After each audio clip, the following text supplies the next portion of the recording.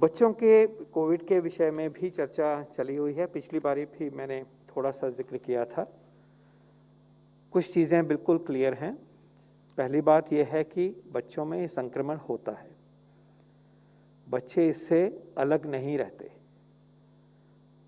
और कि काफ़ी हद तक होता है। ऐसा भी नहीं हम पक्की तरह से कह सकते कि कम है बाकियों से। जैसे कि मैंने उदाहरण दिया था कि सीरो सर्वे दिखाता है जो दिसंबर जनवरी में हुआ है कि लगभग उतनों को ही सीरो पॉजिटिविटी है जितने की बड़ी उससे ज़्यादा उम्र के बच्चे हैं।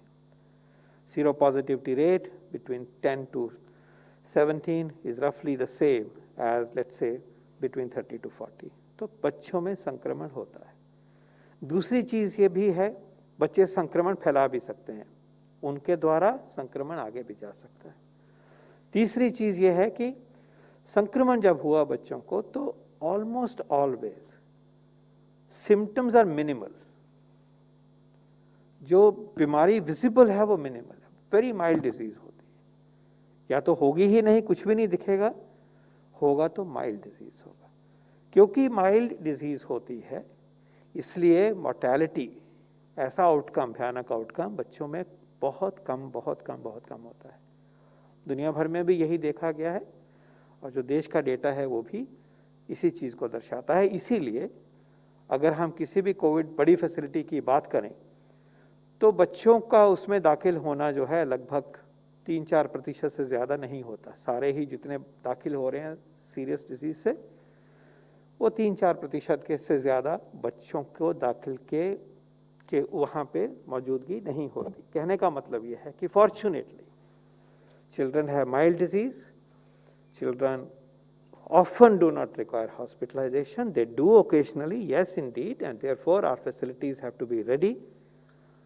और जहाँ जहाँ कोविड की व्यवस्था हुई है वहाँ इन बच्चों की देखभाल हुई है और आगे और भी तैयारी रहनी चाहिए, ऐसा भी ज़रूरी है और वो हो भी रहा है। और इसी उपलक्ष्य में मैंने पिछली बारी साझा किया था कि बच्चों में कोविड डिजीज़ का प्रोटोकॉल एग्जिस्ट करता है, अवेलेबल है और उसी को फॉलो करते हुए इलाज होना चाहिए।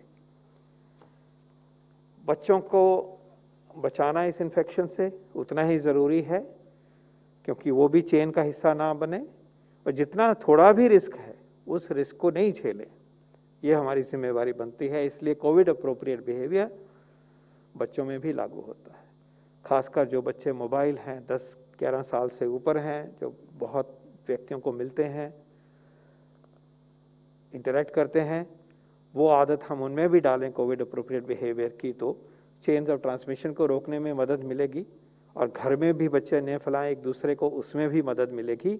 ये प्रिंसिपल उस हद तक बच्चों में भी लागू होता है। और बच्चों में और क्या होना चाहिए, इसके लिए पूरी सजगता के साथ टीम्स हमारी इस चीज़ को और भी ध्यान से साइंस को अपडेट करते हुए इस कार्य में लगी हैं और इसके ऊपर पूरी नज़र भी है। और जैसे मैंने कहा ऑलरेडी, हमारा guidelines and protocol are in operation.